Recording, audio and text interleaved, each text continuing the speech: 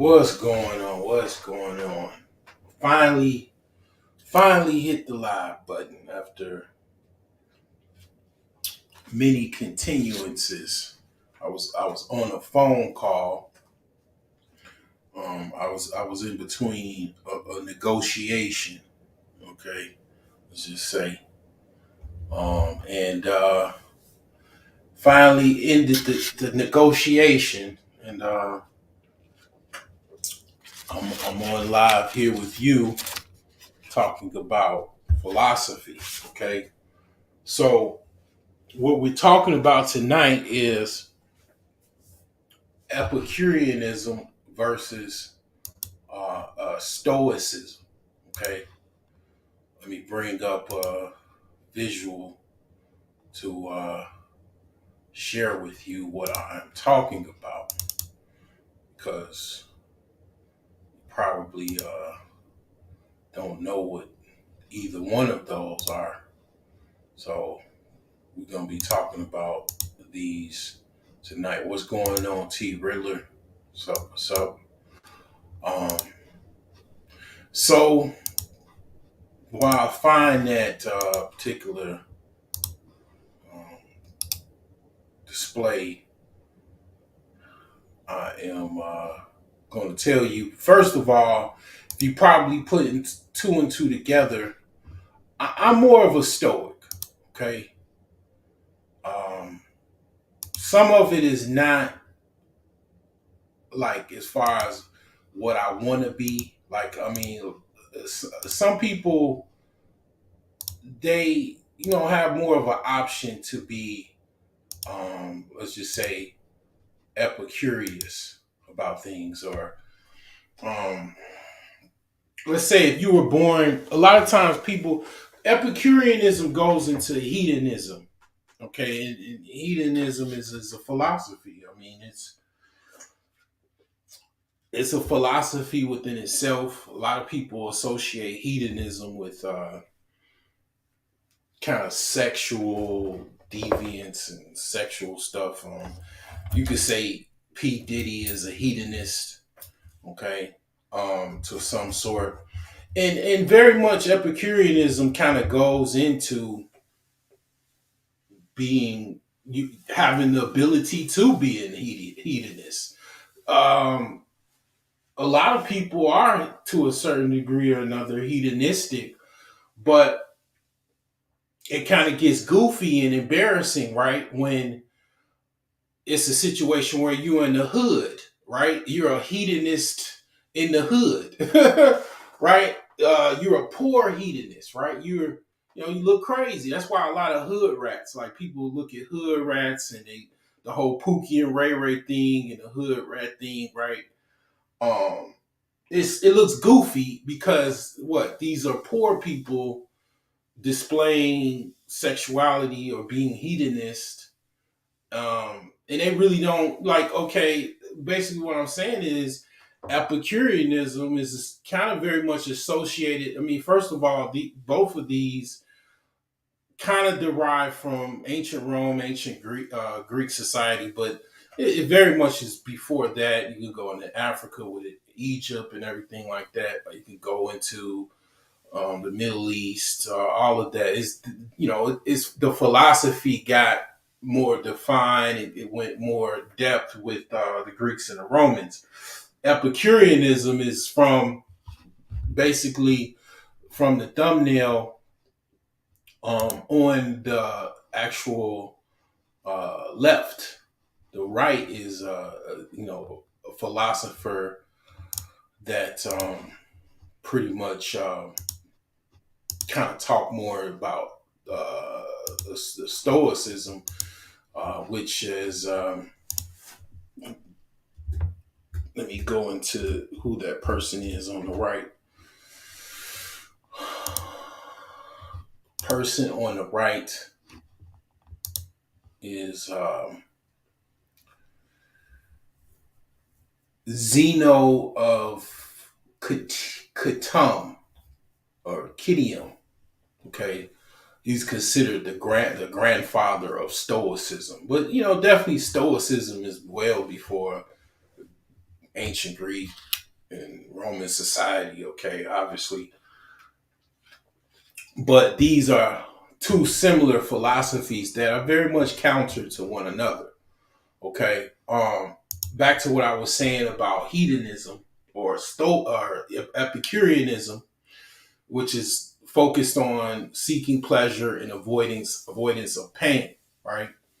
So when I said basically what I was saying about quote unquote, people that are, let's just say, in a low socioeconomic environment. You could talk about the trailer park. You could, that vision brings up the old Netflix special, the Trailer Park Boys, right?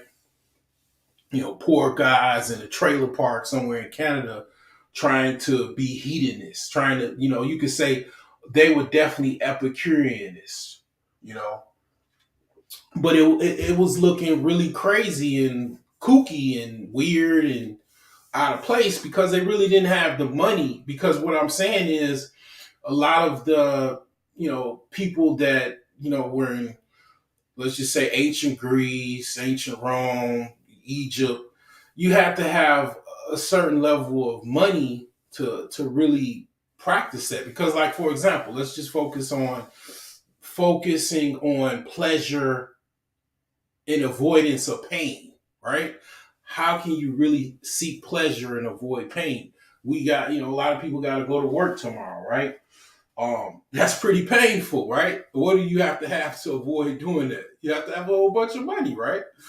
To avoid having to do that. So you can, like, for example, let's talk about Diddy, right? You know, I remember Diddy was like, he was, I don't know if he was making a band or whatever. He actually was saying kind of what I was talking about. Like right now, he was saying, he mentioned, I wanna be able to fuck all night and all of this and all that. And certainly it was many times that's what he was doing, right? Diddy was, been a multimillionaire since the mid 90s, right? So even he couldn't obviously do it and do it as long as he able to do it without looking crazy and being exposed and everything like that, right? But certainly Epicureanism kind of goes into you having to have the fucking money to avoid fucking pain, the pains of life, right? What, going to work, having to, that's why I wrote the book, right? Millionaire Savings Plan, right? How to be, basically, trying to become a millionaire, right? Because one of the passages that I wrote in the book is that most people do what they got to do.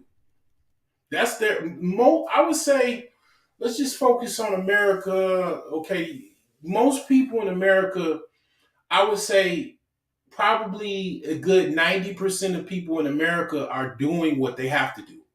Like they have to do it. They have to go to work, right? They have to work so many years. They have to, endure all of this level of pain of things that they don't really want to do, but they have to do because their parents were not rich, basically.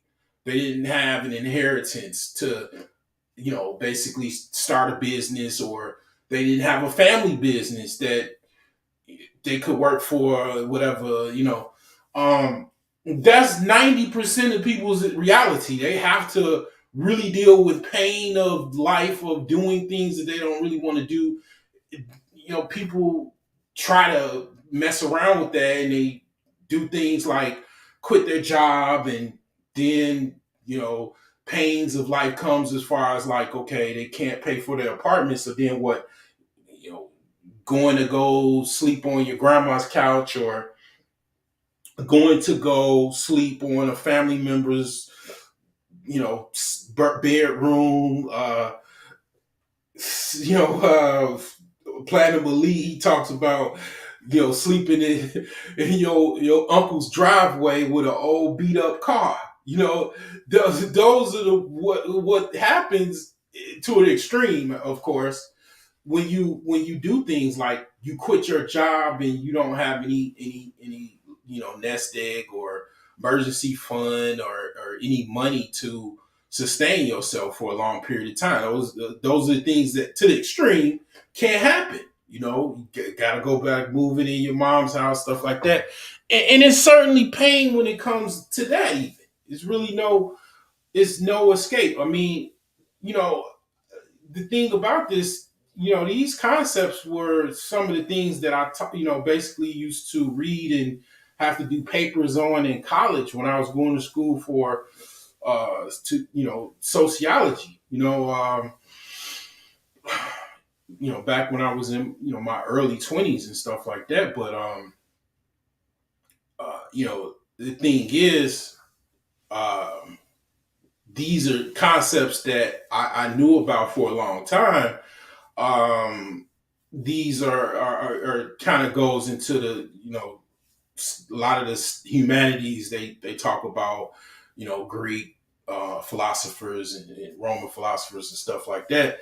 And this is kind of more abreast of what that is, and the concept of Epicureanism, really to indulge in pleasure, more pleasure than pain. It gets really goofy when you don't really have a lot of money to indulge in this, right? Or you have to work a long period of time to, like, okay, retire and have some type of retirement income, or you're an old dude with a, you notice a lot of old men, they have they finally have enough money to buy a Corvette, but then they got gray hairs, and it's like the only thing they have is the Corvette, and they still probably get some women, young women, that are okay with being a sugar baby, but really they wanted that same car when they were younger, but they didn't have enough money to get it when they was younger. That's why typically the person that has a Corvette is a middle-aged white guy, and then you have the whole, in the summertime, the cut-off shorts and all of that type of stuff. But really, a lot of times, what you see in a Corvette is an older white guy. Okay, he saved enough money, or he worked a long period of time where he can comfortably now afford the insurance and the payments of a Corvette. And enjoy those, Ford V8, the V8 engine, and the racing suspension and all of that type of stuff. Because, yeah, the concept of avoiding pain it's costly. You got to have a certain type of lifestyle to really do that, where it doesn't look really messed up, like where how it really looks messed up. I mean, T. Riddler's, I think he's in Philadelphia. We all know about Kensington Street, right? The people, all them junkies on one street getting high, shooting up all kind of cocktails with fentanyl and heroin and all kind of the crazy shit, right? And they're just fully immersed with Epicureanism, right? But obviously, you don't have no money, and whatever money they have is gone to the drug dealers that they're basically buying their drug cocktails, shooting it up with, right? So that's out the window. And having any type of control is out the window as well. So on the right side here, we got Stoicism, which is, it says, practicing the four Stoic virtues: wisdom, justice, courage, and moderation brings happiness. Okay, so it's a balance. It's kind of an opposite of Epicureanism, but it's kind of a balance. Okay, that's why this is kind of a versus type of thing: Epicureanism versus Stoicism.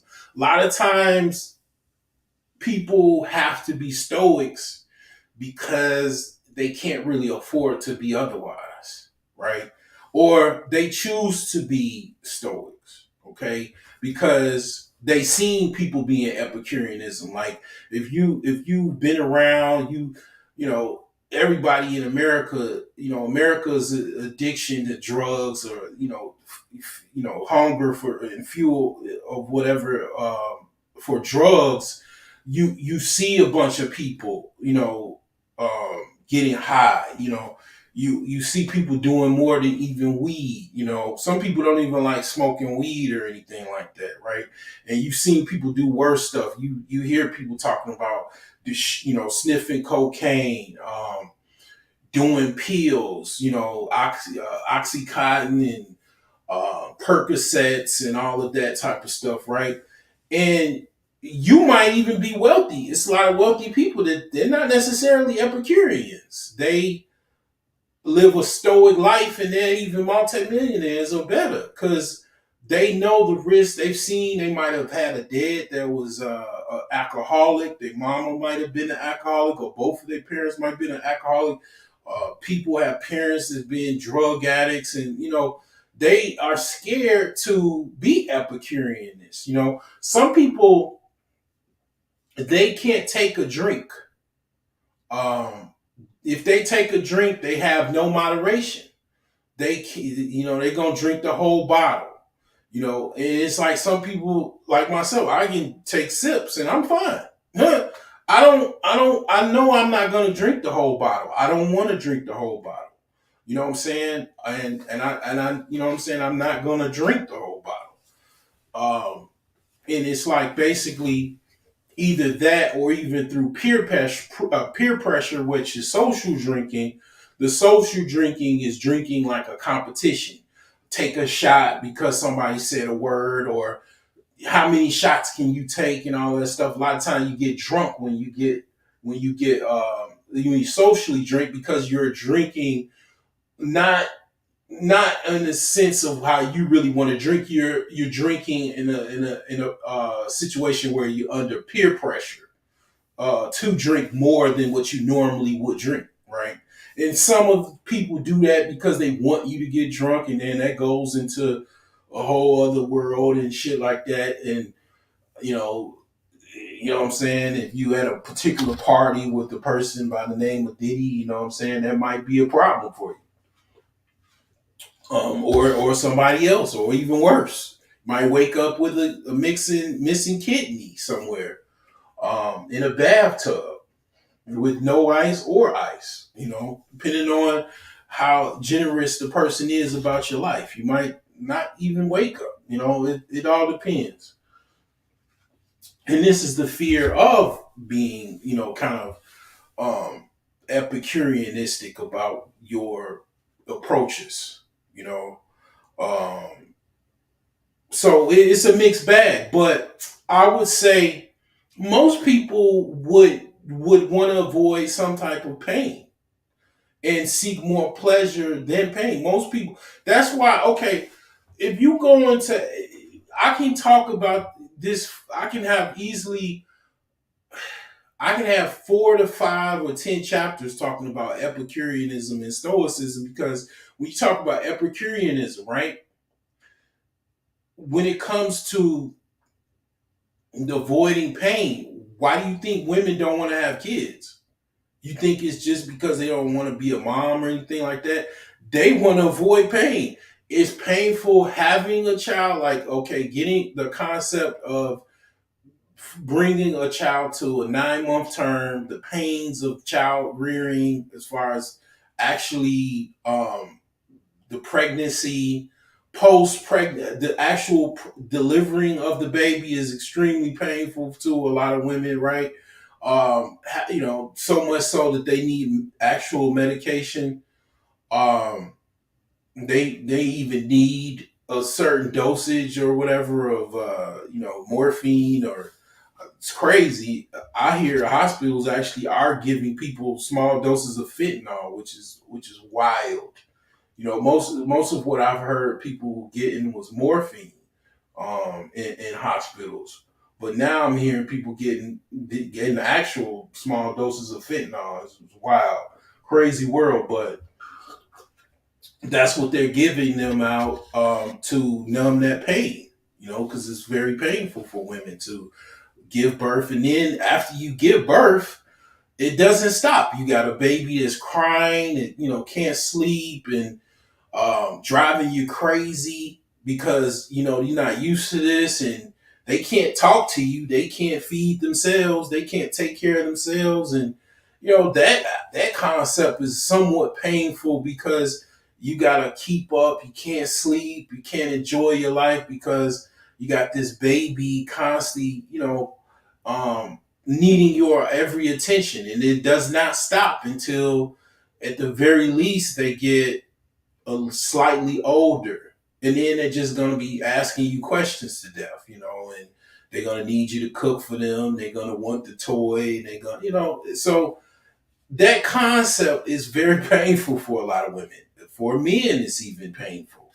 Um, a lot of men are not, the idea of you driving you to an abortion clinic, or a woman to an abortion clinic, or even giving up the money for an abortion is very pleasing, right? What are we talking about? What is the algorithm on YouTube, on the manosphere, talking about? Fresh and fit. Fresh can't control his dick. I mean, like, literally, he's so ready to folk over whatever, $500, $1,000, to avoid pain. You got financial pain, right? And the pains of responsibility, financial responsibility for this child is not even financial responsibility; it's actual physical responsibility. You got to be there for this child, this life, physically, monetarily, both, like, physically and physically, right? So why you think the word, when it results to units of capital, is called physical, right? Which is what, FISCAL, and then the physical body, right? Like physical, physical fitness, physical science, all of that, right? Because basically the units of measurements when it comes to money and your physical body, you also have to put in your physical time and energy and effort to raise a child, to chase this little baby around. Babies run around, they don't know where they're running. If they outside, they just run out in the street because they don't know any better. You got to run and chase this child, or you know basically, like my grandfather used to say, it'll be a car for a dead boy or a girl.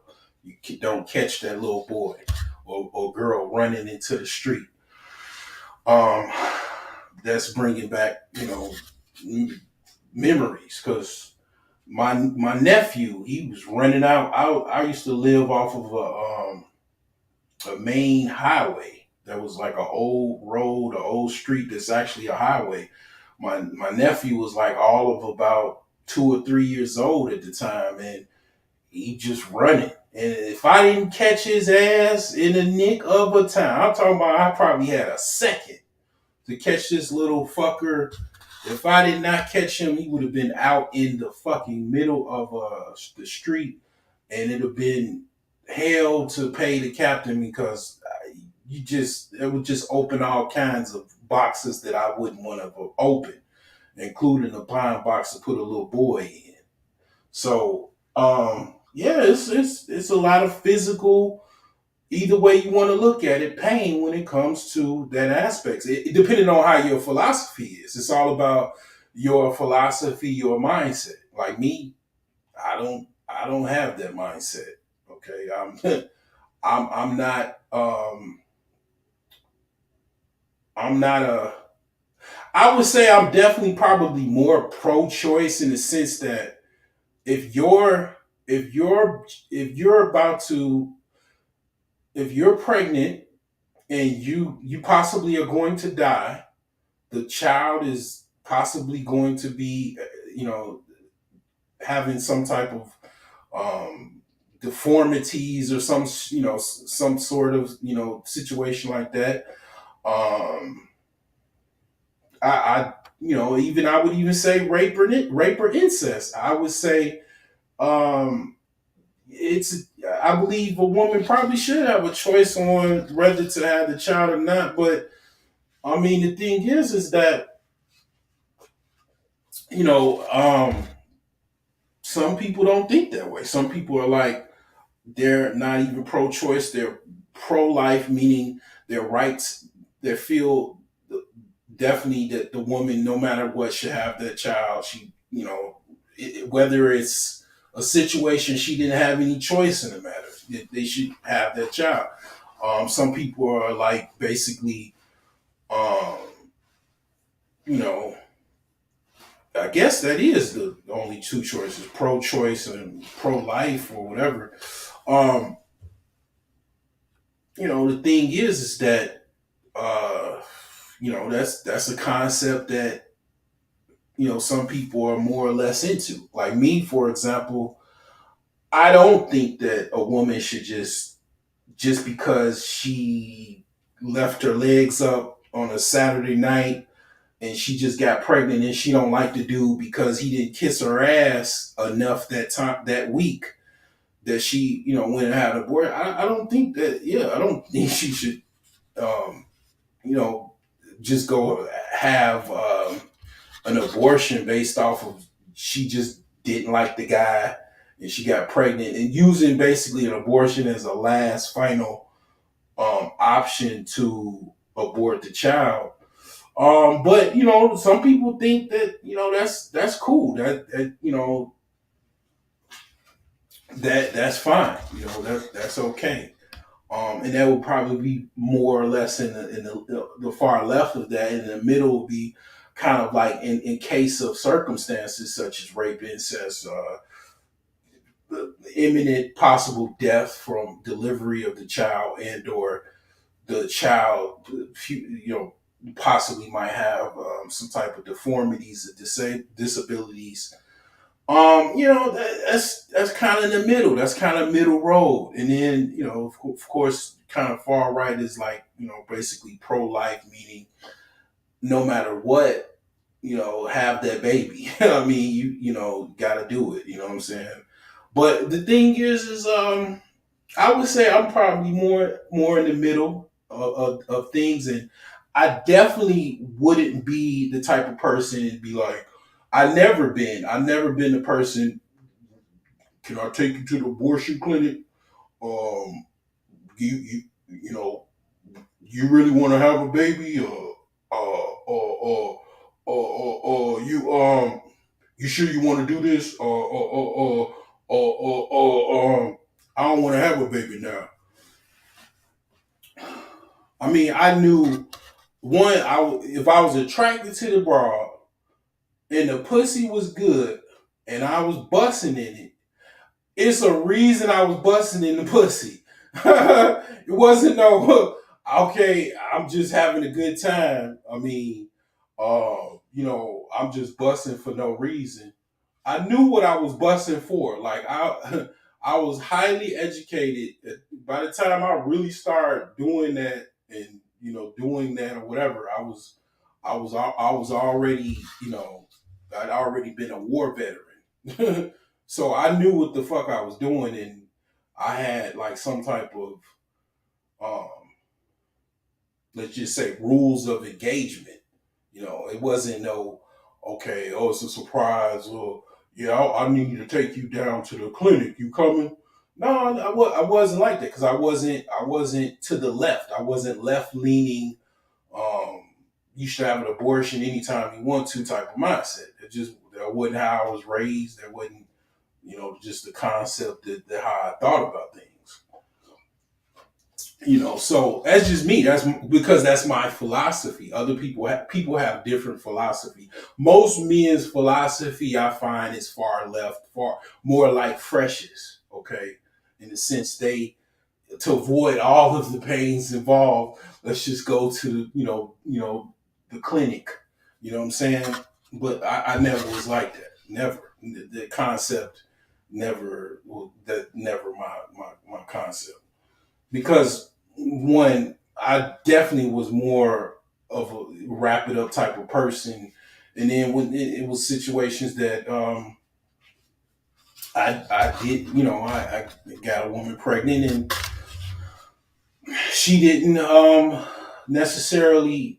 She was more left leaning, and let's just say far left leaning, and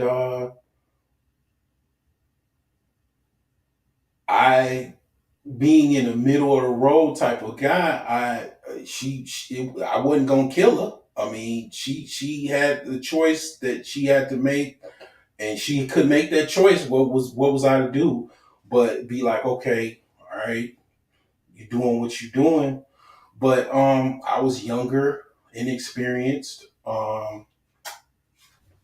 didn't really know how to really talk to her, or what to do about, as far as what I should have done or whatever, So it happened. Um, I told her that I definitely wanted to have the child, and then wasn't into abortions and everything like that, but she was. So that's how that went. So it's like, yeah, I mean, but most men, I would say that common philosophy is more like freshes. Okay, let's go to the abortion clinic now. When you going? You going next? You going tomorrow? So it's like, that's the thing. I mean, I don't think children are a detriment or anything like that. From that pain, from that all of dealing with what you're dealing with that child.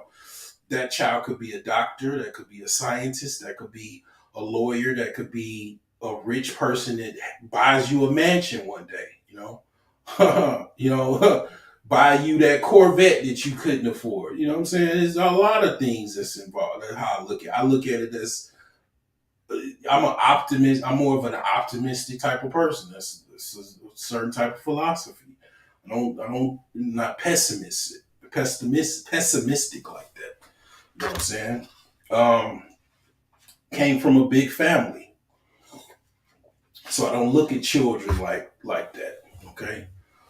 Um, and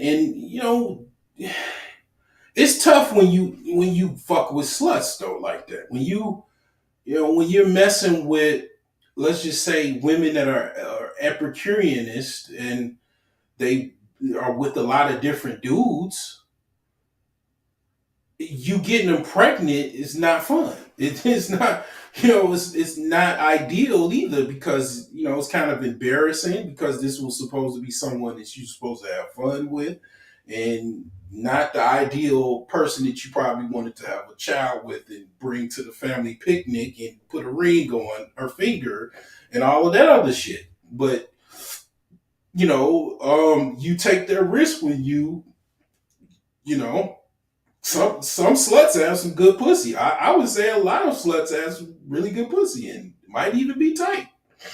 Depending on, what I'm saying, what is going on, what you're working with, and if you can't control that, or if your end game is taking her, driving her to the clinic, then hey, some women don't have to. They're not into being driven to the clinic. You know what I'm saying? And if you have different philosophies than the woman that you're sleeping with, obviously those things are, you should be considered before you engage in those things, right? I learned, that was a lesson I learned. I tend to deal with women that typically have this similar philosophy that I have. Okay, and that kind of solves that, right? But yeah, and that kind of goes with what you find in the dating and mating market. I mean, probably a person that's a stoic, depending on what degree of stoicism you are in, or how much of a stoic you are, you probably ain't gonna be able to deal with a woman that is a more of an Epicureanist, which most women are. They're not going to really be able to. They're not going to want to deal with you, and they're not going to, you know, um, deal with you, because the whole idea of roughing it till we become successful is not the ideal situation for most women. Most women want everything right now, and they, of course, to the Epicureanist philosophy, they definitely want to avoid pain. Camping out in a bando and fixing it up, at midnight or any time of day, and dealing with all of the discomfort of that is not something ideally that a woman, in America is accustomed to. Maybe someone crossing the border, maybe more or less than someone that's used to the comforts, of life. You know what I'm saying? But it's the thing is that that's what you find out. Compatibility is a part of kind of maybe sharing similar philosophies, similar ways of thought, right? Um, but the thing is, what I find, and this is the reason I'm doing this live stream. This is the reason I'm talking about this is because a lot of people are Epicureanists and they don't have a lot of money. Okay, they don't have the ability to really fully practice Epicureanism because this is hedonism. Epicureanism is very much hedonism. And a lot of, people that are really serious about it, they do have, to a certain degree, some money. They are very much into, a lot of different things. It does go into some deviancies. When you talk about hedonism, what do you think about? You think about definitely think about all of the different people that's getting locked up or dealing with FBI raids, and you start thinking about, you go even deeper in your dark brain. You start thinking about things like Epstein Island and all of this other stuff. You start thinking about, right? Um, all of these different BDSM, stuff and language and stuff like that. But to a certain degree, it doesn't say, right? Stoicism doesn't say, oh, we don't do anything. That's probably a very extreme version of Stoicism. That might even be going to being a monk, right? And that's outside of that, right? But it's moderation. Basically, the key word in Stoicism is moderation. Okay, I very much, indulge in the pleasures and would like to indulge in more. I'm not gonna lie to you.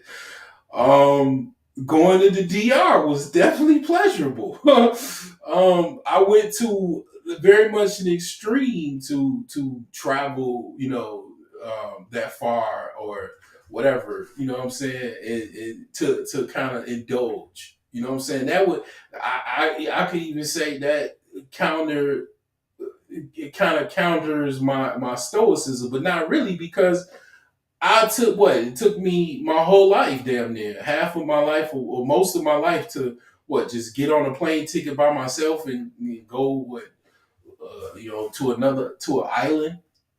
It took me that damn long, so I endured a lot of pain and a lot of different experiences before I even did that. You know what I'm saying? And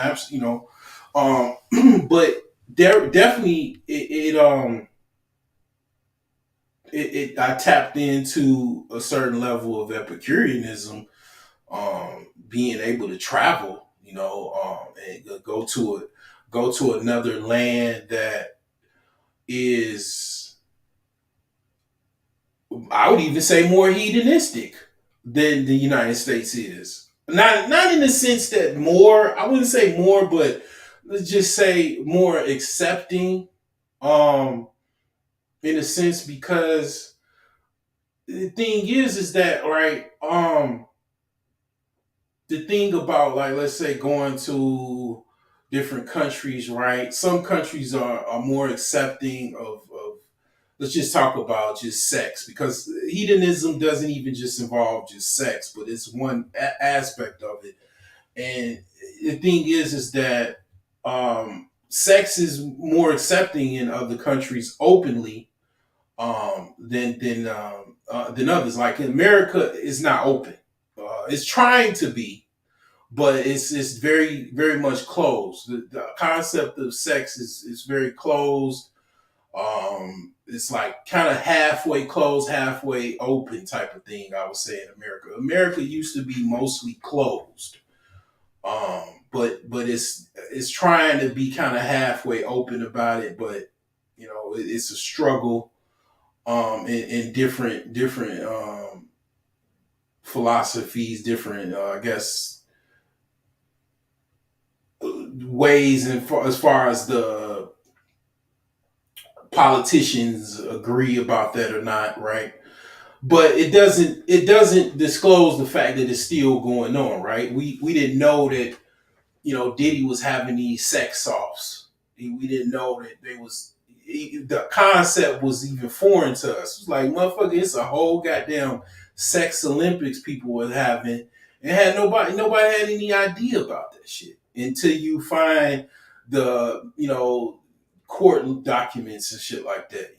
People until you hear somebody say, "Damn, I had, abroad every day of the week and shit, twice on Sunday." You're like, damn, you had no idea that somebody was doing it.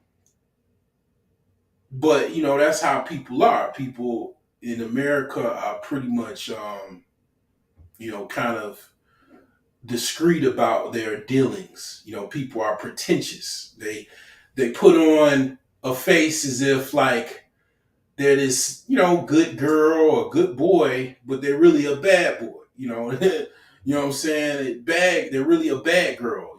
They done slept with, three guys the night before, but then they, put on a dress and, act like they're, an angel. And it would never tell you they've done that unless they probably got drunk or high, or, you know, if they were open to tell you that. Probably not. Most women are not open to tell you that. I just had a conversation with a chick, and she was talking about how she was in a kind of a polyamorous relationship, and I had to in order to bring that out of her, I had to talk about about my interest as far as what I wanted in that regard. And then if I never brought that up, she probably wouldn't have told me about that ever. If not, you know what I'm saying? It took that conversation to go that way for her to bring that up. But the thing is that a lot of people are in uh, poly relationships. The woman has dudes that she sleep with. She's got a work husband, or she's got a guy that she can call. She even mentioned that she can call anybody for sex, and I had to tell her, like, okay, you can do that. Most men can't do that. They don't have anybody that they can just call for sex. And women just say stuff, and they don't know they don't know. It's like they know, but they don't think about it. Like, yeah, you have it that way because you're a woman, and to some degree you might look better than other women, depending on how better you look, more appealing and attractive you are. That concept is very much a concept that's reality. Most men don't have that reality where they can just call anybody, you know what I'm saying, and get that, result. You know what I'm saying? So yeah, it's very much differences when it comes to that, because sexual access for women is a lot easier, because they men are not judgmental like that when it comes to sex. They don't care. They just want it. It's like food. And I was telling her this. Like, yeah, when it comes to sex, like, it's like for men, it's like food. Okay, I need to eat. Oh damn, I'm starving. You know what I'm saying? I'm malnourished. You know what I'm saying? I'm damn near bones. I need this shit. You know what I'm saying? Once I get filled up, I'm good. But for women, it's no big deal because they can have, like she said, she can have sex with whoever she wants to. She has what every man needs. Even women want that. So it's like a thing where that's why it's not a concept to them. It's a big deal for men. It's not for women. She wants marriage. She wants somebody to marry her because she can get sex with anybody she wants to, like she said, but she can't get married to anybody she wants to.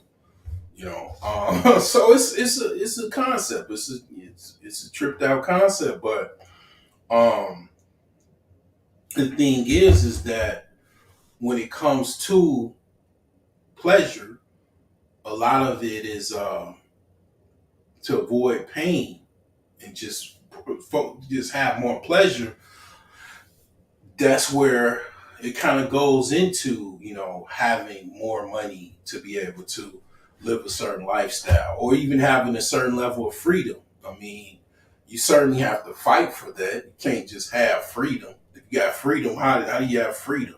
When you had the whole world coming after you, or you have other men coming after you, how can you truly have freedom? You would have to definitely fight for that or work hard for that, right? um it's a cost to that, right? So yeah, most people are very much into this, right? You could even say, let's talk about it, right? Let's talk about the millennials and the Gen Zs. Okay, who's more stoics? Let's talk about it. Let's be honest. Who's more of a stoic? A millennial, a Gen Z, or a Gen Xer, or a boomer? When that mindset comes up of being a pleasure seeking Epicureanist or a stoic, okay, someone that's this is four stoics virtues is wisdom, justice, courage, moderation brings happiness. When I bring these two ideas, what comes to mind when you think of a millennial, a Gen Z, a boomer, and a Gen Xer? Obviously, if you have any common sense, you understand that the concepts on the right primarily are virtues of Gen Xers and boomers, and definitely millennials and Gen Z are more Epicureanists. Okay, who's the generation that talks about quitting jobs and priding mental health versus and avoiding the pains of the your mental health and lack of mental health or whatever associated with working jobs and the pains of working jobs and all of that type of stuff. Um, Avoiding working, all of that type of stuff. I mean, these are Epicureanist types of mindsets. And they don't even necessarily know this. They don't know this as Epicureanism. People, I'm doing this live stream, people absolutely have no idea, probably before this, what the fuck was Epicureanism. They know about probably more Stoicism. People don't know what the fuck Epicureanism is. That's why I'm doing this live stream. Another live stream to show you who the fuck I am. I'm not just some dude that just douchebag that just comes on here and talks about women and then talks about money and shit like that. I actually went to fucking college for a whole long time. I actually had quite, a couple of majors, and one of those majors I was going to be, a sociologist, and plan was to be a social worker, and I had to take all of these classes, and I learned a little bit of certain things, and I'm not just an average dude on YouTube that's trying to get a trucker job. You know, I'd even tried to do that at one time. So I mean, the thing is this. Um, these concepts are concepts. You might have a different language for them. You might have a different understanding of them, but these are very much an old concept. This is the thousands and thousands of year old type of philosophy and concepts. It's not like what you're doing is different, or just the way the language that you might speak of it is different. But these concepts, these philosophies, are very, very old. It's not nothing new. And I'm gonna be honest. Let's go even deeper with it. These concepts got really popular in Greco-Roman society. What happened to Greco-Roman society? Okay, um, is is the Stoics to blame for Greco-Roman society failing or falling, or is it Epicureanism the result of Rome falling? Right, Greece or the Greeks got beat out by the Romans, and they kind of merged cultures. Um, but I'm very much abreast with not so much. I didn't get my education on history from college and primary school and stuff like that. Some of it I did, but most of my understandings of history was self research and self education. That's where I learned a lot of what I know. But I'm gonna show you an old painting, and if you know anything about art, anything about ancient antiquity, ancient art of the antiquity, you know what artists um, basically painting that I'm gonna show you next, um, because if you know, you already know. Okay, and this kind of goes with what I'm talking about as far as why kind of Rome fell, and why this artist rendition of a Roman orgy um, is what it is. So, I mean, this is pretty much kind of what people talking about. This is probably kind of what a Diddy party would look like. A little different or whatever. Epstein Island party, right? Um, just different clothes. You know what I'm saying? So this is kind of what hedonism it kind of goes into. It's one aspect of it.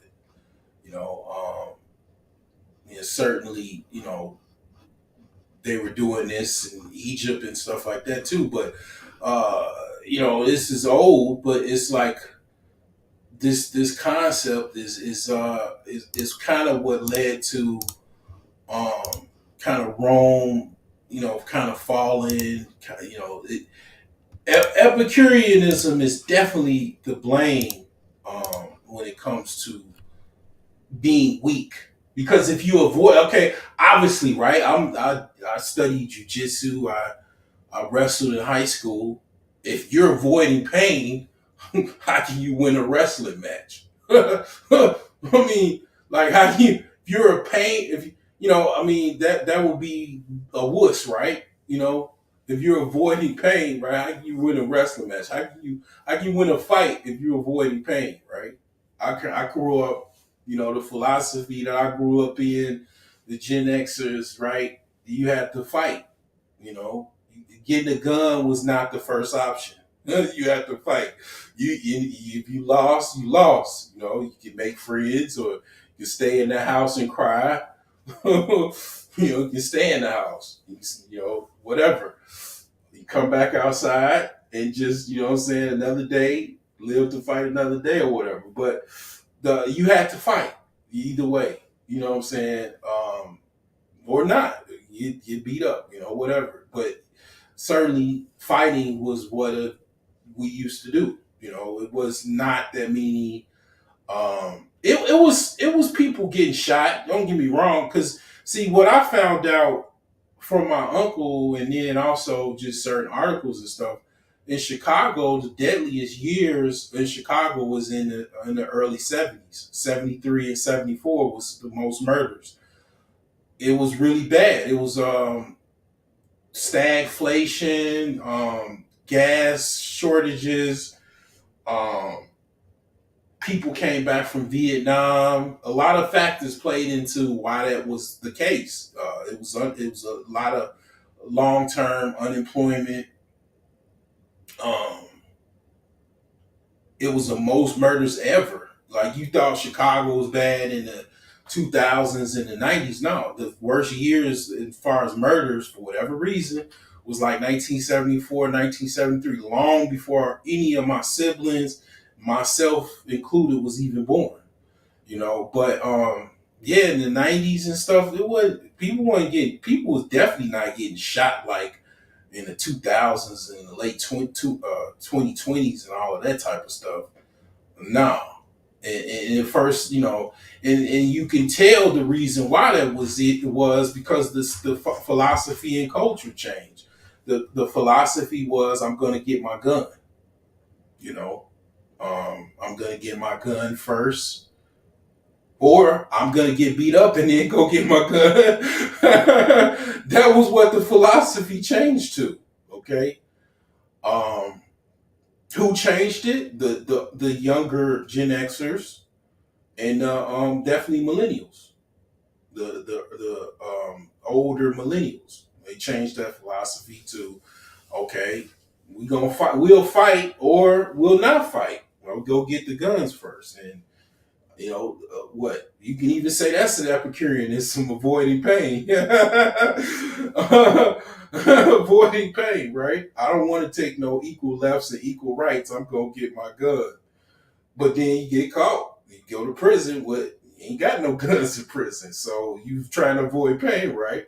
Well, we got two options. The hard way or the easy way. Then it just goes down a nasty road, right? That might be your bum hole. I mean, it's crazy. And I'm gonna tell you another story about this. We talking about this, right? The conversation goes there, right? I was in college. I was, in Chicago State University. Professor talking about is actually philosophy. It was a philosophy class. He mentioned my professor, white guy, probably 30s. At the time, I was like what 26 or something like that. He mentioned that he had conversations with judges that said, yes, I sentence men to certain parts of the prison, made sure they went to certain parts of the prison that was known for high percentages of reported rapes. That's what he told me. That's what he told us in the class. Yeah, it's inside information from somebody that probably was intertwined or in a circle of that would be elites. Someone that's a judge or whatever. Upper middle class. Upper class people that they had conversations, candid conversations, and they spilled the beans on. Yes, I was a judge and I sentenced men to certain parts of the prison that was known for rapes. So um, he relayed that information to us, and what I'm saying. I never forgot that. And it's like the thing is that yeah, if you trying to avoid pain, that's pretty painful. It's hard to be an Epicureanist in a prison, right? There'll probably be some place that you probably will more or less be a stoic and might probably learn how to be a stoic. You think somebody okay, being a stoic is something that you probably more or less would say is something that you have to do or learn to do in order to survive because um, you don't have people don't even have, a lot of times people don't have the option to be an Epicureanist um, because being an Epicureanist, like I started off, is saying you basically you look really out. You notice how a lot of times people, like I said, look very out of place because when they're kind of more or less hedonist when they're poor, it gets to really be embarrassing, right? You look really embarrassing to be a poor hedonist, right? You look crazy, like your hair ain't done, um, got a wet pussy, with a house arrest bracelet on. you know, I mean, um, just looking crazy. You know what I'm saying? uh, just driving around, drinking and smoking, and you know, broke as hell. No prospects, and you're trying to avoid pain and deal with pleasure, but it's very hard to avoid it because your actual lifestyle is pain, is discomfort. You know what I'm saying? The typical Epicureanists of the ancient Greco-Roman times, they probably the very elite ones had palaces, they had baths, um, they had grapes on tap and fruits and feasts every day, daily feasts, slaves to help them, clean up and do chores around the house. I mean, that was a lifestyle of someone in a Greco-Roman period that was really much into Epicureanism or hedonism, during that time. It hasn't changed, 2,000, 3,000 years, to now. It's the same thing. It's like, even if you really wanted to do that, which is be very, very difficult, this is what you find it now. This is what's going on now. Even to be a hedonist is what? Very, very difficult to be a hedonist now. I talked about this a couple years ago. I had a chick on here. She was pretty much an Epicureanist. That's why we didn't really get along. I'm gonna tell you, old girl she was basically a cam model or whatever. You know what I'm saying? She came from a upper middle class community or whatever. I think she said her mom was dating some Bears player or something like that. But the thing is that you know, um, I was talking about the situation that happened with Paul Pierce. Paul Pierce is pretty much a hedonist. He's a rich hedonist. He got on live, and while he was working for SPN had a stripper party. That didn't fit well at that time. I think he was working for ESPN, which is a part of Disney. They fired him on the spot. Okay. I was talking about hedonism then. It was like, what was that? Oh man, that was actually more than 2 years ago. That was like, at this point, 3 or 4 years ago. So the thing is that, yeah, you can't, because of technology, because of cameras, because because you're gonna dime yourself out by your activities. You're gonna go on IG Live or whatever live stream and just show your party. You know what I'm saying? Like, if you exposing yourself, right? And you don't even think about it. You're like, damn, I'm on IG Live, but then I also work for a family company. Okay, it's got a checkered and questionable um kind of like, let's just say, um history. It's questionable, even kind of going to tinfoil hatish and kind of conspiracy type level stuff when you talk about Disney and the parks and children, all this other shit. But the thing is this, like, it's a family company in the sense that it's associated with Disney, which is associated with children, associated with families. You won't go on IG Live with strippers talking about Monica come through. It's not.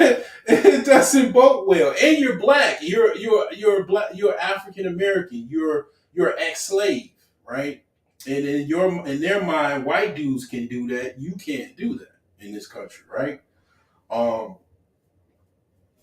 but because it's like people are associating. I definitely was associating what happened to the white dude, the white NBA player from the Oklahoma Thunder. I don't even know his name. He got caught with a 15-year-old.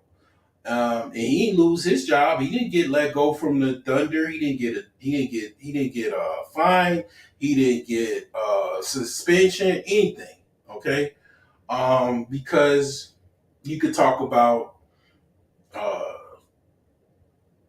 minorities versus uh, non-minorities. You could talk about all kind of other stuff with that white privilege, whatever. But the thing is yeah, that also plays a role in it. Okay, but um, black hedonists. Let's talk about it. Black hedonists versus white hedonists. Let's talk about it, right? Black Epicureanism, black Epicureanists versus white Epicureans. Okay, what comes to mind? Okay, same situation I just mentioned with um, Paul Pierce live streaming stripper party, working at ESPN, lost his job within that day. I think that same day he got let go, or the next day, whatever. Um, White guy, worked, basically basketball player, the Oklahoma City Thunder, getting caught with a 15-year-old. Okay, didn't lose a job, didn't lose a wink, didn't lose nothing. Let's talk about R. Kelly. Okay, black Epicureanists versus white Epicureanists in the United States, right? It's hard to be a black Epicureanist, and of course I'm gonna go to Diddy, but let's see. R. Kelly married Aaliyah 14. He was in his 20s or something like that, right? Well, it was a guy by the name of Elvis, and he married his wife Priscilla when she was 14. No, no big deal. Also a guy by the name of Hugh Hefner. Um, Allegedly he was with someone that was a minor. Okay, nobody made a big deal out of it. Okay, he didn't necessarily film himself pills pissing on the bras. I'm not gonna say, okay, I'm not gonna like, okay, here's the thing. It's a difference between being intelligent and being dumb. Okay, it's not necessarily intelligent to live stream a stripper party um when you're elite, okay, meaning you're a rich guy, okay, a wealthy guy, whatever. It's not wise to um broadcast your orgy or your stripper party on live stream. Okay, I don't think common people were had access to ancient orgies or whatever in early Greco-Roman time. For you to push the live button, you giving everybody access to your private party. Okay, that obviously you're not just let everybody go to, but you're let everybody see it. It's just not wise. It's not smart. I'm not saying that black people are not intelligent, but a lot of times, you open this discussion when you do stupid shit like that. It's not smart to piss on a bra and film it. Why you eating the ass out like the antidote for your poison that you got is in that motherfucker. It's not smart. And it kind of goes into you know not having no money, and then now you having money, and you're not really um, you just don't know what it is to have money, or you're not um you're not used to it, so you don't know how to move in those circles. You don't know how to move with that reality, because that reality is very different. It's mind boggling. Even most people don't really even ever have that reality. Their only concept to possibly get in that reality is winning the lottery, because can nobody is no most people are not born uh, after puberty. They're 6'9" and can take off, and slam dunk the ball at any given time in the in the post. you know, it can shoot. It can shoot a three. It is a threat behind the 3 point line, and anywhere beyond the perimeter of the basketball court. Most people, that's just not something that's a reality for them. Or they, whatever the case may be, know how to rap or know how to produce a rapper or know how to produce a rap group or anything like that. People just they don't have those. That's not their reality. Okay, they don't have the big. Most black people just don't have money like that. And then even if they get money because they didn't come from money, they don't know how to move with that money. They don't know how to deal with um, that having that access to that money to deal with all of that pleasure that you could possibly have with all of this new wealth. New back in those days, like station in life, they wasn't used to that station in life. You know, being able to get whatever you want. Women are not a concept because it's like, okay, a stripper party. Okay, each stripper costs what? They could be like $500 each, and it's nothing. Okay, you being a NBA future Hall of Famer, basically you got contracts that you still getting paid for the next 5 years, and you already got $50 million in the bank. What's 1,500 to have 4 or 5 strippers, and they already in that payment, that $500 for them to dance and do everything. You know what I'm saying? It's like in that's just Tuesday. You got another party lined up tomorrow.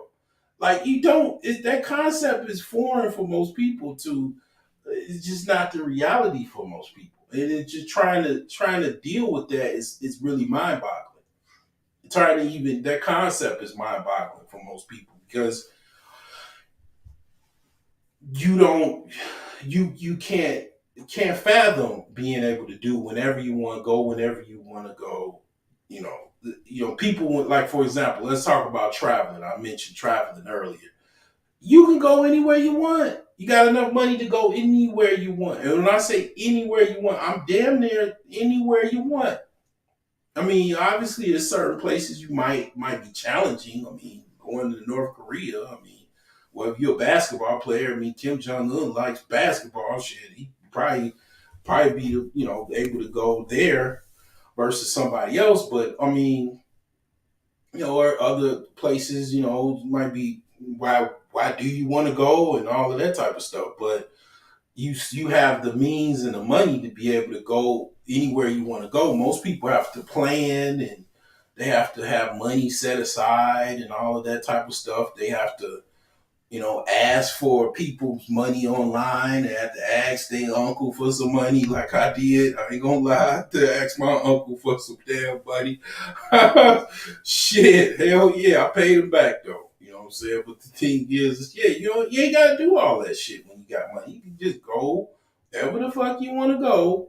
You can take a red eye flight any time of night and go wherever the hell you want to go. That concept is just foreign to most people, and fly business class or first class. So it's just it's mind boggling for most people to even think about. And then for a lot of people like R. Kelly, like Paul Pierce, like even P Diddy and others, it's definitely something that they indulge in and they don't know how to control that shit. A lot of people don't know how to control that and deal with that, and it gets crazy. Because even if you want this type of lifestyle, other people that you engage in this lifestyle with, they got phones. They have the ability to file a lawsuit. You know, back in the Greco-Roman days, I mean, probably you couldn't really have nobody to go to. You know what I'm saying? Your life was whatever your life was. If you weren't rich, you were, probably most likely a servant or a slave, and you knew what you were dealing with. Somebody that is like that, they have ability to basically hire Gloria Allred, and then the rest is history. Okay, they have the ability to pitch their information to a show. It don't even have to be true, and they can get paid. Write a book, give interviews. I mean, and so now you have a world where, because of the ease of technology, because it's not a situation where 6 degrees of separation is more like one or two. Now, here's what and you hear this also with entertainers and NBA players currently, like the old NBA players, back in the '80s, before cell phones, before the internet. They can do all kind of crazy stuff, and they brag about it with the young guys. Man, we did this, we did that. Scottie Pippen, all of them, they did all kind of crazy shit, and it was no film. It was nobody. Only person that could do anything was the paparazzi taking photos, and they don't have any access inside anywhere or anything. Paparazzi don't know where yet and all that. So it was like basically they could do their hedonistic acts, and nobody knew anything. Okay, until they said something. You know what I'm saying? And now, if you're with someone, she takes a video while you done bust a splendiferous nut, and you went to sleep. She wakes up, and then she takes a photo of your ass sleep, and then posts it on Instagram, and you got a fiance, and you got a baby on the way. I mean, now, um, you're famous and trending because the chick you met at the club took a photo of you sleeping, and with her smiling while you sleeping, and you ain't even find out about it until after you dropped her off, or after you took the Uber, got the Uber, for her to go back to where she need to go. This is the new world that these guys got to deal with, where they can't even really, because of technology. It's hard for them to be hedonists, with their newfound riches or whatever. It's hard for them to really be hedonists. Okay, what just happened?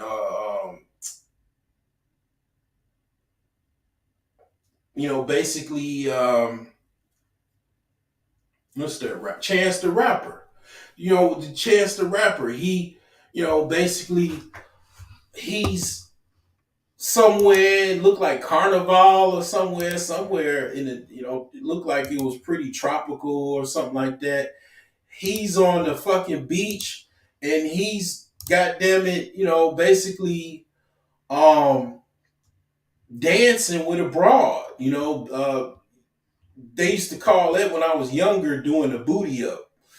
Basically, you know, it's not really even dancing. It's really third base. You basically bouncing your dick on the chick's ass, while bouncing to the beat. And it's like, yeah, that's how the clubs transform. Like, basically, it went from, like, kind of dancing, kind of like ballroom dancing, to close dancing, to shit. By the time the late '80s and early '90s came up, it was literally a song, the booty up, the booty up. You can do the booty up, like, and then you got Uncle Luke and all that, the Miami Sound and all of that type of stuff, where basically the dancing went to regular dancing, to basically, that's third base. That is definitely third base. You got your clothes on. She's feeling your dick. You're feeling her ass. If you're really close, if you're really close, damn, this shit's so graphic. I can't even. I don't even want to risk playing this shit on YouTube. Okay. But basically, you could probably feel a pussy a little bit, depending on if she got some underwear on or not. And you basically, dancing from behind. And then it's so tripped out. I'm gonna tell you how tripped out. Is this, it's been a minute. I haven't been I haven't been in a club like doing shit like that. It's been a minute, okay?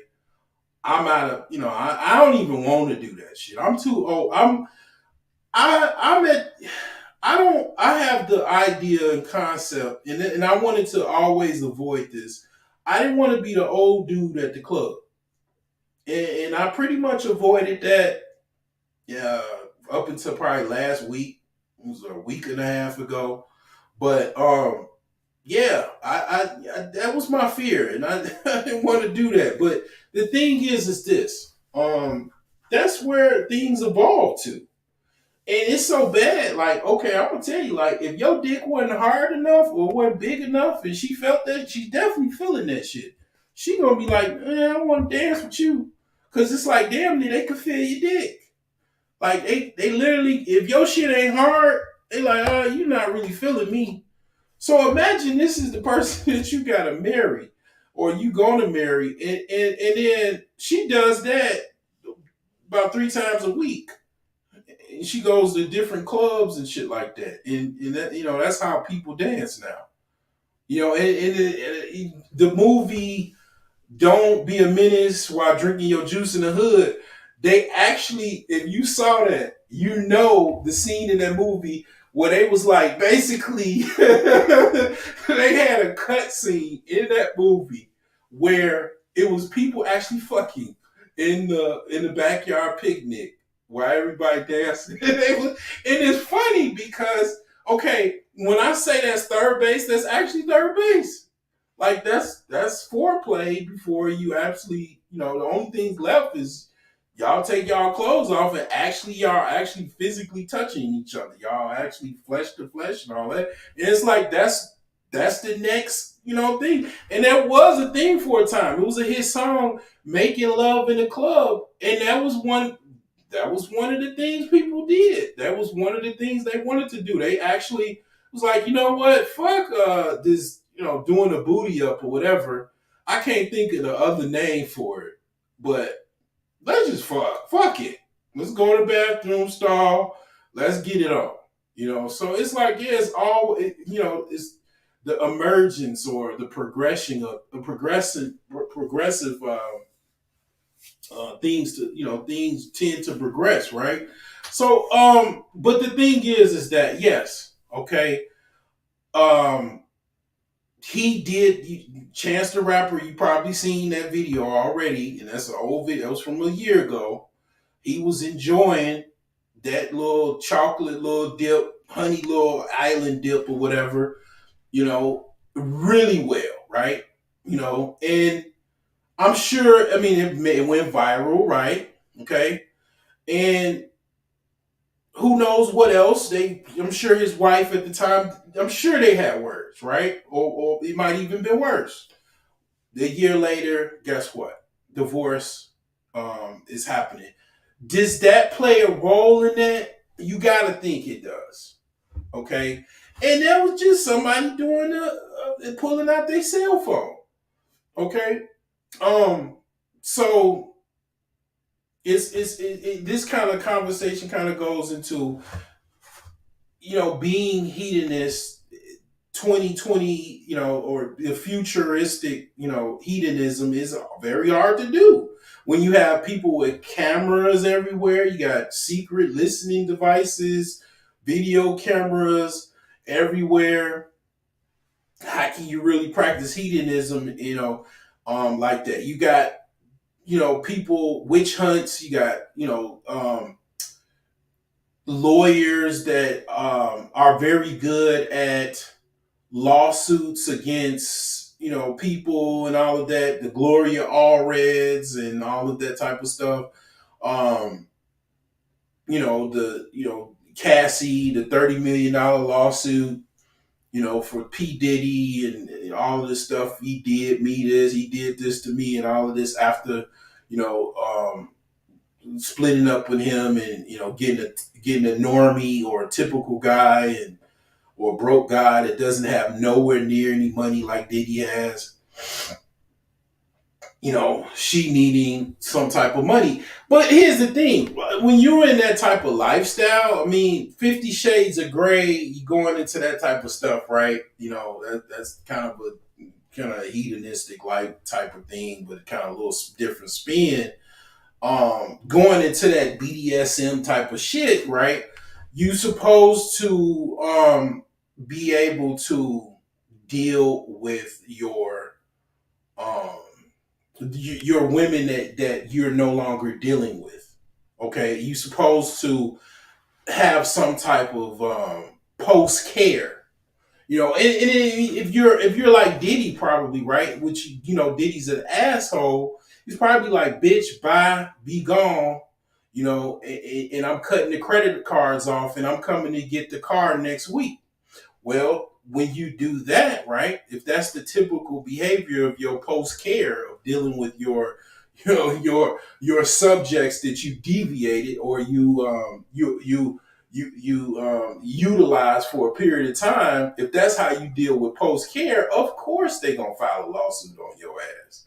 And you're gonna pay. You know what I'm saying? And then that's gonna open up all kind of worms and shit like that. But that goes into again how white people talk about dealing with hedonism and all that. They got more knowledge and insight in that because they got a lot of money and they had money for years and decades and they got books on this shit. All kinds of movies and all kinds of shit because they is more embedded in their culture of having money of doing these things. I mean, they still do part. I mean, the whole fraternity stuff. They still do They straight up dress up as Greco-Roman bathrobes and all of that type of stuff. Have little parties, with tiki torches, and Caesar crowns, all kind of shit they do. Um, and the thing is that they've been doing it for a long time. Black people didn't have no money. Most black people in America didn't start making any money in mass until the 1980s, 70s and 80s, So it doesn't you don't get money, you don't know how to act like that. Most people that are black and wealthy and rich, they're like first generation. Their mama was in the projects. You know what I'm saying? Their daddy just was a train operator. And mom was just working as a CNA, and they lived in the hood. So it's like, yeah, I mean, it's a new concept and then also it comes with certain level of privileges that black people don't really have to be able to get away with because you're targeted if you got money. You're targeted by other people, all kinds of stuff. It's a cabal when it comes to that. But you definitely can't get away with certain things like other people can't. You're in America. You're black. It doesn't matter if you're rich or wealthy. You don't have the privilege. You think you do because you have the illusion of you having wealth and riches clouds the fact that you're still black and you're not afforded certain privileges. Um, so I mean, yeah, it goes into that. But as far as this is concerned, as far as this Epicureanism versus Stoicism, I didn't want to. I did go really in depth with this, and just to kind of remind you my reach and just kind of talk about this because this was something I wanted to definitely talk about before, many times before, but I kind of didn't get around to it. But the thing is that it's just kind of like a reminder that a lot of people, this is kind of, they don't really know what they're doing, but this is what they're doing as far as what is called, them trying to avoid pain. This is why, again, I did the video Submit or Suffer. I already knew about this. I knew about this for decades now. And the concept Submit or Suffer is kind of very similar to that. We all have to submit to somebody. Even men have to submit. We have to submit to other men. We have to submit to our jobs if we don't have any money, to get resources. Women have to do the same thing if they don't have money, and they do have the option to submit to men. They don't like to do that. A lot of women, that concept is very controversial to them now. Um, to do that. But then obviously, they still have to suffer because they have to go work for a job. And you hear a lot of women complaining about that. Okay, I got to work this job and, wear the pants, and, I come home and really ain't got no family like I want, don't have a relationship like I want, because I'm basically taught to be this woman man, and it's not really, it's tough on me, and all of this type of stuff. But um, basically, what I'm saying is, along with this, both of these subjects, is they're teaching, they program women, socially engineer women to be stoics, basically. That's basically what I just said in a nutshell. To just put it into Stoicism and Epicureanism, they have long time before even Generation X women, um, even around the Boomers' time, they socially engineered women through feminism and all of that social engineering to be basically Stoics. And a lot of the women that are not really comfortable with that are very much complaining. The Gen Zs are kind of pushing back against this concept, but I don't know what'll come from that. But yeah, they train a whole bunch of women, socially programmed. Because basically, one of the things people don't know about America is that America has a very good psychological program and social engineering program. It's called TV. And now it's even social media, where if you're not sharp enough, and you're not really tough enough, and your philosophies are very weak, and if you follow just any whim or anybody real easily, you can be very easily socially programmed. And basically, yeah, that's what happened. Around the '60s and '50s and '70s, definitely. And women kind of fall into it like chum. Um, and basically, yeah, they taught women to be basically female, male stoics. Okay, pants wearing, um, female stoics to work jobs and deal with the heavy lifting and tough 9 to 5 schedule that even men have a very tough time dealing with. Definitely, women have a very tough time dealing with. Because you have the data now to support that. It's not just me talking about that. And I mean, generally, people already know this, but you have also data to back this up now. You got premature death for women. Definitely a lot of complication, physical health complications due to this type of new concept. That's, yeah, let's say, what was this concept? It's definitely, for at this point, about 80 years, close to 100 years. This concept of women primarily being factory workers, office workers, and all that. It's about 100 years now. And the data is obviously, yeah, premature death. Um, it's a lot of negatives with that. And too much to even mention. I mentioned most of them before. But yeah, it's a lot of negatives with that. And it's definitely health related, premature death, a lot of misery, because yeah, they program women to, primarily poor women, to be basically stoics. okay, to be female Stoics with basically male lives, like pants wearing, hardcore. I used to see this shit every day. Like when I used to, and I was going to the train back and forth, going to work and everything. I used to see this shit every day, and I used to just really, sometimes I used to smile, sometimes I used to be like, damn, this is crazy. These women are wearing these pants every day, being basically men, and they're miserable. And you can see the misery on their eyes. They're single, most of them, and they're miserable. And they make money, and they're the aunties. They're helping pay for the bills and their grandkids and kids and keeping the family house together and all of that. But they're men. They're basically women, but they're men at the same time. And it's like I seen this shit. I'm like, God damn.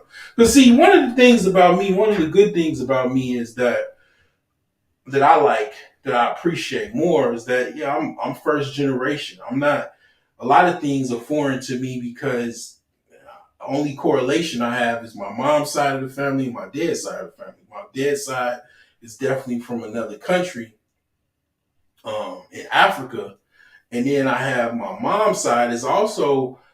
I mean, my grandmother, she wasn't. She was more of a helpmate to my grandfather than normal. So, and then she raised one of her daughters to be like her, and my other mom was more like kind of a pants wearing, Oprah listening feminist, type. So I seen both sides, and definitely that has a role into that, as far as why she's no longer here. Kind of one of the main reasons, I'll definitely say. But yeah, it's a concept where I see that it even still being strange. Even forget being first first generation American. Um, at least on one side of my family. I still see, just on my just level of just understanding, is just being strange to me, because it's like, just like, why is all of these women wearing pants like this and trying to be like men? It's like, it's odd to me, because I had this the live stream about tomboys, and where all of this started from. And the origin story is basically the world wars, World War I, World War II. They needed, the men were away in foreign theaters fighting, and the women were at home, basically working in the factories and working, different plants and stuff like that, and they needed a lot of women to work. And that's where a lot of this stuff started. And, it's like, more of the poor women obviously were doing that, obviously, right? And there was a lot of people were poor. At one time in this country, basically, before basically the depression, and even post depression, obviously, most people in the United States were poor, and then it was all race. It wasn't that many. America wasn't as multicultural as it is now, but mainly white and black people, few Hispanics and stuff like that, few Asians. But it was like basically everybody, mostly everybody was poor. It wasn't even by no stretch of the imagination like it is now. Mostly everybody was extremely poor, and some people were getting by. Some people, the idea of the middle class was not a concept back then. Everybody, most people were struggling. Very few people were rich. So the thing is that basically the people that were working in the factories, most of them were of a certain lower socioeconomic background, and they needed to work those jobs.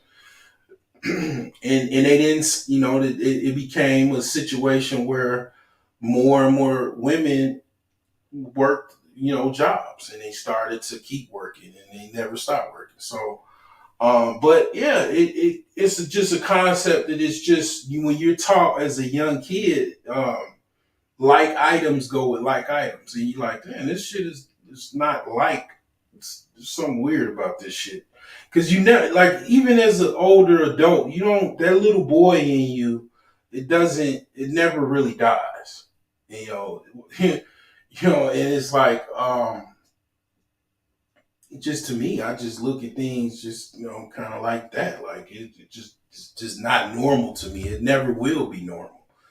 Um, but some people will say whatever you're a misogynist or whatever the hell, or it's a double standard or whatever the case may be. But um, the thing is that what's going to come of this, who knows? I mean, I don't know as far as what that's going to come. I'm just saying as far as these two concepts, these two philosophies, Epicureanism, which is a branch of hedonism, and Stoicism.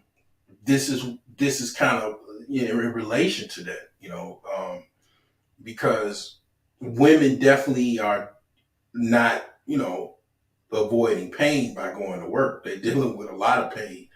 Um, Men don't necessarily have the option to be in mass house husbands. It's a few house husbands or whatever like that, but that's not a role where most men are even gonna sign up for or in mass. That's what's gonna happen. It's just not that I don't necessarily seeing that happen.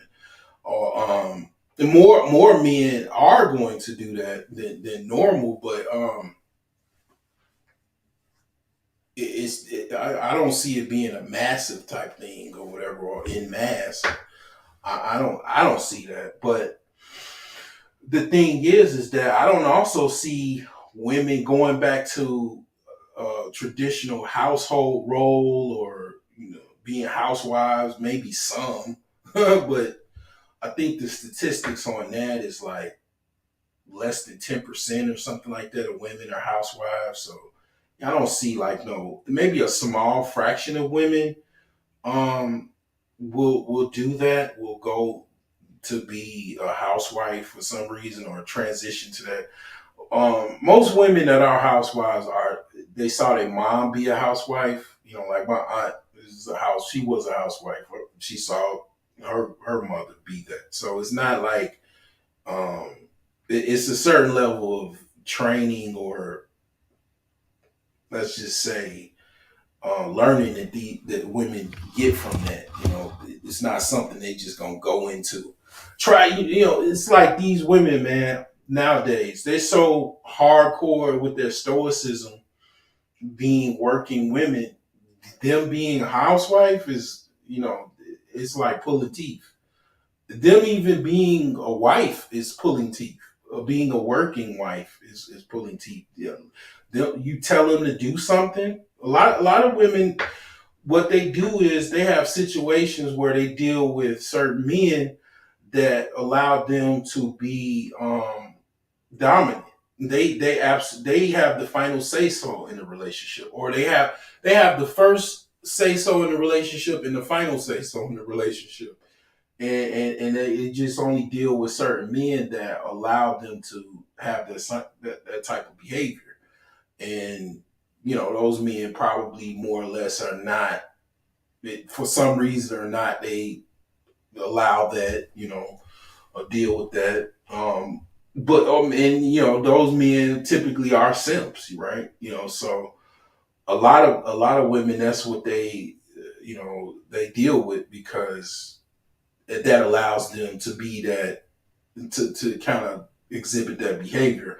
But I mean, the thing is that like I said, I don't see no digression of women being housewives. I mean, it's like a kind of a desire for a lot of men to have some type of traditional type of situation in America, but it's not. I don't see like no progression or digression of women being housewives. I mean, the what is going on is very similar to like Greco-Roman society.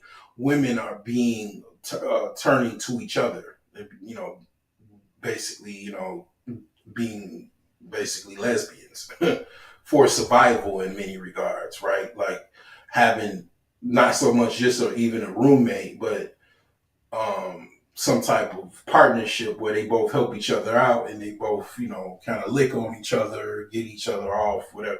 It's that's what's actually going on and actually progressing, and even that's being socially engineered. Okay, so that's the new program, right? The rainbow programming, right? So yeah, I mean, this is what I had to say about this. I'm gonna get off of here. I wasn't going to do this because I was kind of late, but um, I appreciate the people that tune in. It's definitely something that I wanted to talk about and add to the collection. Um, I'm hopefully you can get something from this. I definitely would like you to comment about the different things I was talking about in the video, share the video, subscribe, give me a chance.